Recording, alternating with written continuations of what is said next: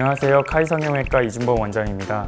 보통 우리가 아름다운 코라고 하면 코의 황금 비율을 많이들 생각을 하시죠. 옆에서 보았을 때 이마와 콧대의 각도가 135도에서 145도 정도라던가, 아니면 코와 입술의 각도를 뜻하는 비순각이 95도에서 100도일 경우, 정면에서 보셨을 때 콧볼의 폭과 미간 사이의 길이가 같고 콧등의 넓이보다는 콧볼의 넓이가 약간 더 넓을 때 이상적인 코의 비율이라고 많이들 말씀을 하시는데요. 이러한 코를 가지고 태어나셨다면 정말 축복받으신 분일 것 같습니다. 하지만 서양인보다 동양인 중에서 유독 돋보이고 많이 보이는 코 유형이 있는데요. 바로 복코입니다. 복코는 피부가 두껍고 코끝이 뭉툭해서 세련되지 않은 인상을 주게 되는데, 평소에 이 복코라는 얘기를 많이 듣지만 내가 정말 복코라고? 의심하시는 분들을 위해서 오늘은 복코의 자가진단법과 복코에 맞는 수술 방법에 대해서 정확히 설명을 드려보도록 하겠습니다.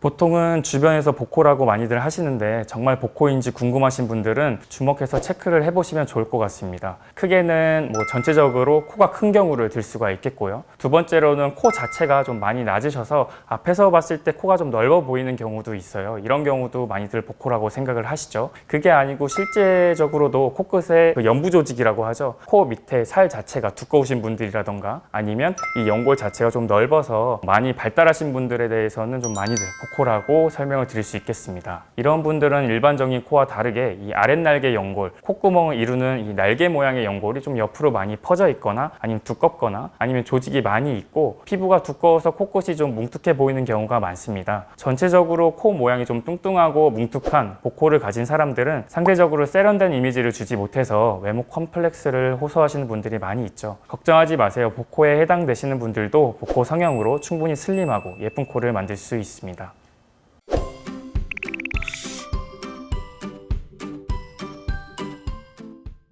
복코의 원인은 대표적으로 두 가지로 나누어 볼 수 있습니다. 첫 번째로는 코끝이 좀 낮으면서 이 아랫날개 연골, 즉 비익 연골이 옆으로 좀 발달하고 퍼져 있는 경우, 그리고 두 번째는 코끝이 좀 뭉툭하고 연부 조직 자체가 두꺼운 경우로 들 수가 있겠고요. 복코 교정은 이러한 원인에 따라서 그에 맞게 수술을 하는 것이 매우 중요합니다. 첫 번째 말씀드린 것처럼 코끝이 낮고 비익 연골, 아랫날개 연골이 많이 발달한 경우에는 이 넓게 퍼진 연골을 박리를 해서 일부분은 좀 제거를 하기도 하고요. 가운데로 좀 많이 모아줘서 개선을 하게 되고, 두 번째 원인인 코끝이 뭉툭하고 연부 조직 자체가 두꺼운 경우에는 이 불필요한 연부 조직을 제거해서 근본적인 피부의 두께를 좀 줄여주고 연골의 크기도 같이 슬림하게 모아주어서 코끝의 모양을 다듬어주게 됩니다. 피부가 두꺼우신 분들 같은 경우에는 피부 두께에 따라서 솔직히 그 효과가 좀 달라질 수 있는데요. 아무래도 피부 자체가 부드럽고 말랑말랑하신 분들은 상대적으로 효과가 큰 편입니다. 하지만 많은 조직을 자르게 될 경우에는 피부 끝에 혈액 공급에 좀 문제가 생길 수 있기 때문에 많이는 줄일 수 없습니다. 설명드린 것과 같이 복코 성형은 코끝 성형이 주가 되지만, 콧대가 낮게 되면 콧대 성형도 같이 할 수도 있고, 콧볼 자체가 넓고 큰 경우는 콧볼 축소도 같이 병행하면서 코끝을 높여주어야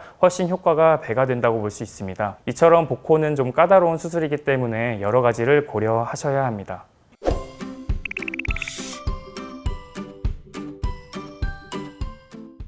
이 복코 수술을 하면서 많은 분들이 콧볼 축소만 하면 되지 않냐라는 질문을 많이들 하시는데요. 콧볼 축소는 단순히 이 넓은 콧볼을 안쪽으로든 바깥쪽으로든 절개를 해서 제거한 이후에 봉합을 하거나 아니면 기둥 묶기 등으로 콧볼을 줄이는 방법입니다. 때문에 코끝 부위의 연골이 과도하게 발달되어 있거나 벌어져 있는 경우, 또는 코끝에 살점이 많거나 피부가 두꺼운 경우에는 콧볼 축소 수술만 해서는 복코 개선에 한계가 있기 때문에 콧볼 축소와 코끝 성형을 동시에 진행을 하셔야만 제대로 된 원하는 모양이 나오실 수 있습니다.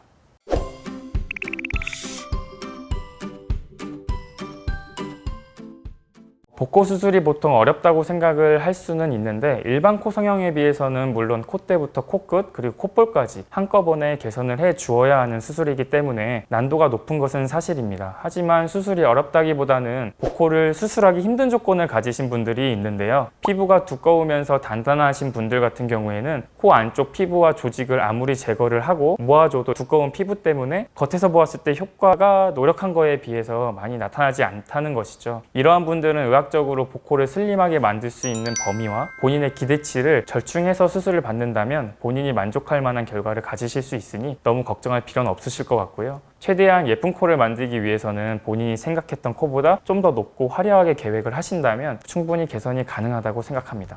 오늘은 복코에 대한 많은 부분을 같이 살펴보았는데요. 본인이 복코인지 아닌지 헷갈리셨던 분들, 그리고 복코 성형을 고민하셨던 분들에게도 많은 도움이 되셨으면 합니다. 여기까지 카이 성형외과 이준범 원장이었습니다. 다음 시간에 더욱더 유익한 정보로 찾아뵙겠습니다.